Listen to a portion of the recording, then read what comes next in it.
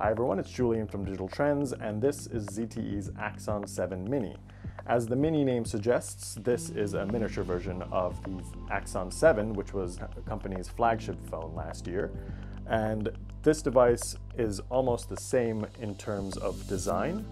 As you can see, the only difference is that it has a 5.2-inch frame, as the Mini name suggests. The regular Axon 7 is 5.5 inches.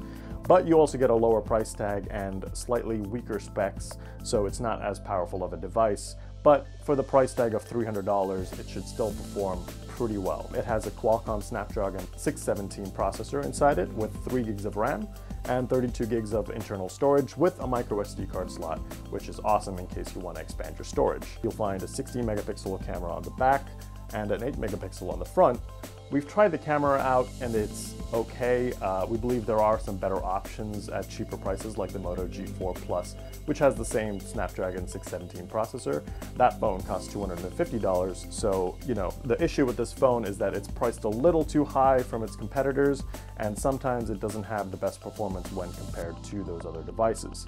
But still, it offers a very lightly tweaked UI. It's called Mi Flavor UI. And that's ZTE's own custom skin of Android, and it's based off of Android 6.0. A Nougat update should be coming soon, but as you can see here, it's pretty similar to stock Android. It has this familiar feel. Of course, some of the coloring is different, but a lot of the point of Mi Flavor UI is that you can customize everything. You can change different themes, wallpapers, and just around anything you can sort of think of, you can try and do with the UI. And of course, ZTE has thrown in their own little features as well. For example, Mi Pop lets you have this floating button that acts as a navigation system so that you can easily navigate your phone with one hand, so you don't have to use the bottom navigation buttons. But for the most part, the phone runs relatively fine. The 617 processor isn't the fastest chip out there, obviously. We do notice some lag during games and just overall scrolling through multiple things in Chrome or Facebook.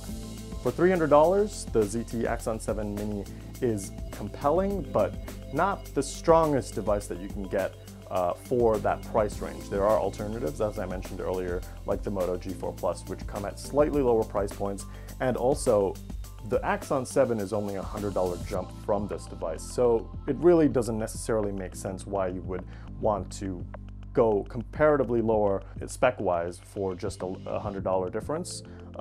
We suggest you either go for the Axon 7 or go a little lower for a different device. You're not going to necessarily feel bad about using it, but there are some caveats that just don't necessarily make it the best phone for the price. But that's the Axon 7 Mini, and you can read more in our review.